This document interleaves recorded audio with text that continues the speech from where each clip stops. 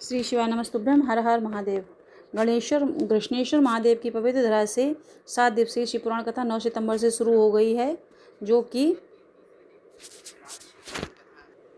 15 सितंबर 2025 तक ऑनलाइन आस्था और यूट्यूब के माध्यम से देखी जा सकती है। आज 12 सितंबर तीसरे दिन की शिव पुराण कथा जो कि पूर्ण हो गई है। आज की कथा में गुरुजी ने पार्थिव शिवलिंग के विसर्जन की बिल्कुल नई विधि बताई है और काफ़ी अच्छी और आसान विधि, जिसे आप जब भी आप पार्थिव शिवलिंग का निर्माण करेंगे तब आपको अवश्य करना है। साथ ही एक मंत्र का अगर आप जाप करते हैं आपकी कई गुना फल प्राप्त होता है। आप कैसे प्राप्त कर सकते हैं ये गुरुजी ने आज की कथा में बताया है, जो काफ़ी अच्छी जानकारी, जिसे आपको अवश्य सुनना चाहिए। साथ ही अपनी प्रॉपर्टी में किसी का अवैध कब्जा हो गया तो उसे दूर करने वाला एक उपाय आज गुरुजी ने बताया है। साथ ही साथ श्राद्ध का एक नया सुख प्राप्ति गुरुजी ने उपाय बताया। इस वीडियो में हम आपको सिर्फ उपाय बताएंगे। लगभग 8 नए उपाय हैं जो कि इस श्राद्ध शिव पुराण कथा में गुरुजी ने बताए हैं।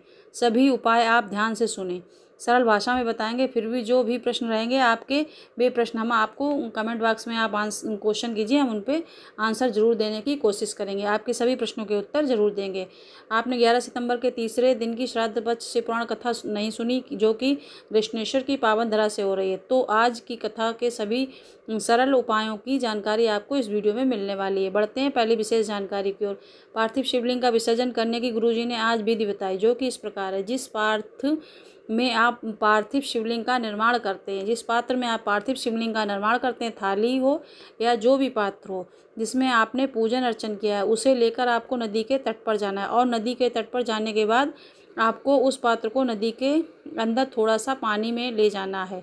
शिवलिंग पानी के अंदर चला जाए, इस प्रकार से आपको धीरे धीरे उस पूरे पात्र को नदी के अंदर ले जाना है। जो भी सामग्री आपने चढ़ाई है वह आप अपनी पानी में तैरने लग जाए। शिवलिंग अंदर ही रहेगा क्योंकि वह थाली में चिपका हुआ होता है।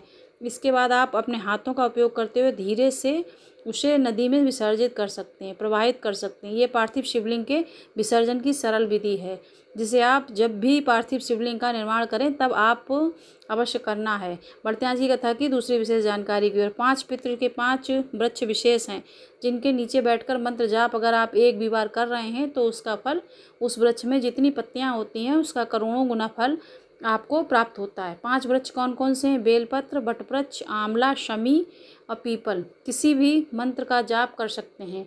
श्री शिवाय नमस्तुभ्यम, ओम नमः शिवाय, या फिर जो भी गुरु मंत्र है या फिर जो मंत्र आपको, उस मंत्र का जाप कर सकते हैं। पर इन वृक्षों के नीचे बैठकर अगर आप जाप कर रहे हैं तो आपको उसका फल कई गुना अधिक प्राप्त होता है।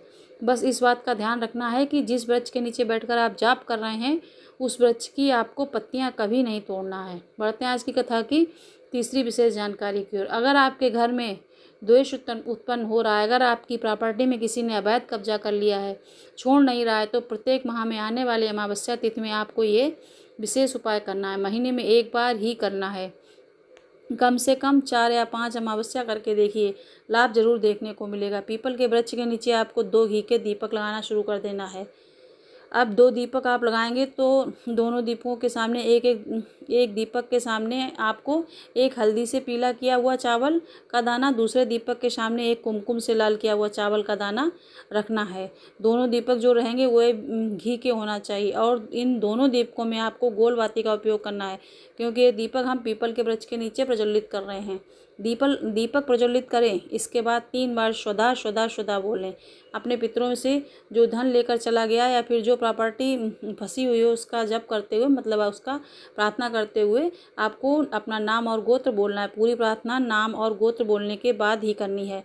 बस इतना ही करना है ताकि व्यक्ति स्वयं आपकी प्रॉपर्टी छोड़ देगा, कब्जा छोड़ देगा। ऐसी चित्तवृत्ति उसकी हो जाती है। बढ़ते हैं आज की कथा की चौथी विशेष जानकारी की ओर।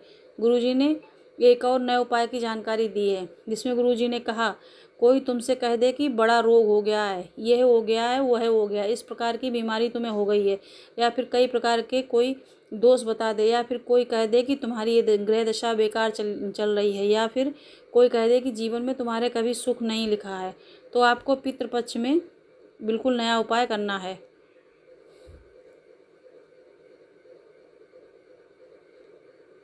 हम कर चुके हैं 11 सितंबर